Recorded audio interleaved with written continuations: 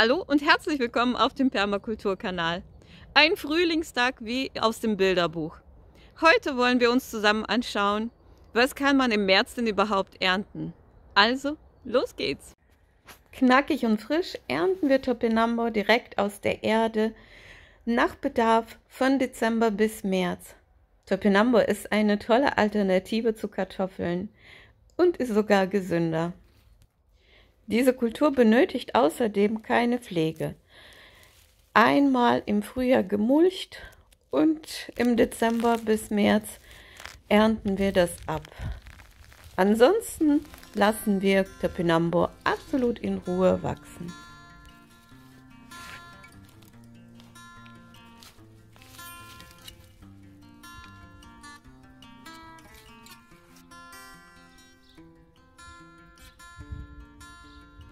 Dank der dicken Mullschicht haben die Knollen dieses Jahr eine ordentliche Größe. Die Vogelmiere hat sich überall im Garten wild ausgebreitet. Das ist mein Salat im Frühjahr.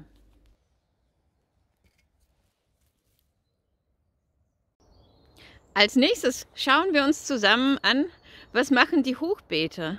Da gibt es auch einiges, auch mal ohne einzupflanzen wachsen zum Beispiel die Zwiebeln.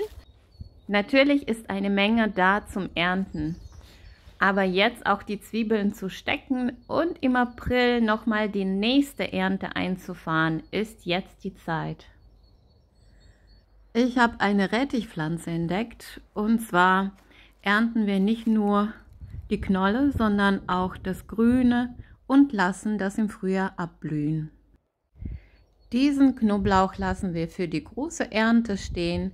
Es gibt aber weitere Stellen im Garten, wo man auch Knoblauchgrün ernten kann. Wusstest du, dass Knoblauch dein Sättigungsgefühl verändert? 3 Blätter davon und du fühlst dich satt. Also esse ich jetzt einfach 3 Blätter. Die nächste Pflanze, die du ernten kannst, das ist die Schafgarbe. Eigentlich sehr unscheinbar und richtig lecker im Frühjahr. Die Schafgarbe hilft bei den Blähungen und fördert die Verdauung. Mir schmeckt sie einfach. Ich bin eigentlich die ganze Zeit auf der Suche nach Rucola.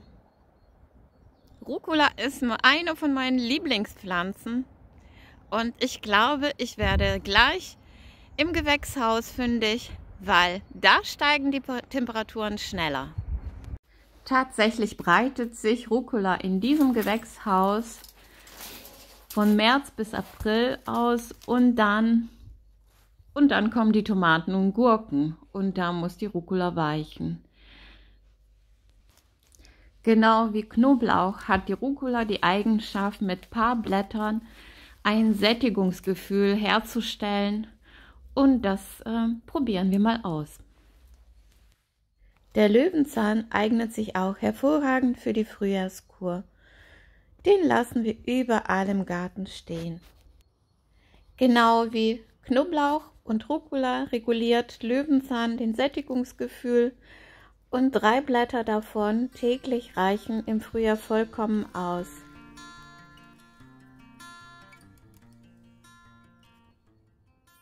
Aus dem Griechischen übersetzt heißt Melisse Honigbiene.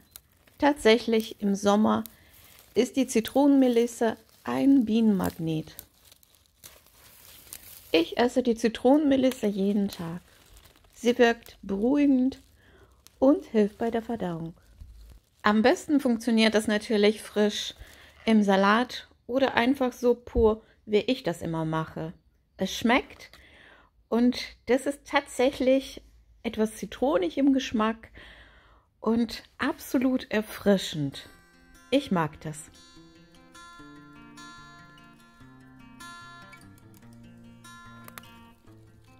Und natürlich mein absoluter Favorit, die Brennnessel, die darf nicht fehlen. Aus der Brennnessel habe ich schon einige Rezepte vorgestellt, wie ein Gemüsestrudel. Einen Tee trinke ich sehr gerne mit Brennnessel, aber natürlich auch pur zwischen den Fingern, so etwas ausgedrückt, brennt Brennnessel überhaupt nicht mehr auf dem Gaumen. Wusstest du, dass man Brennnessel jeden Tag eigentlich essen darf? Die Menge, die sollen vielleicht nicht so groß sein, aber wer kann denn mehr als 20 Gramm von Brennnessel essen? Meine Videos im Oktober, wie ich dann mein Experiment gestartet habe, die verlinke ich dir oben. Eine weitere dauerhafte Kultur ist der Giersch. Der Giersch hat sich bei uns im Garten eingesiedelt.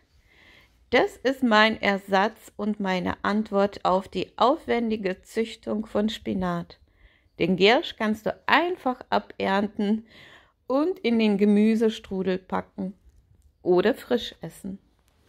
Eine weitere Dauerkultur ist der Winterportulak. Winterportulak und Spinat im Gewächshaus sind jetzt erntereif. Spinat ist nicht so besonders groß geworden, aber der Winterportulak ist tatsächlich sehr prächtig gewachsen. Ich esse Winterportulak entweder pur im Salat oder in der Gemüsepfanne.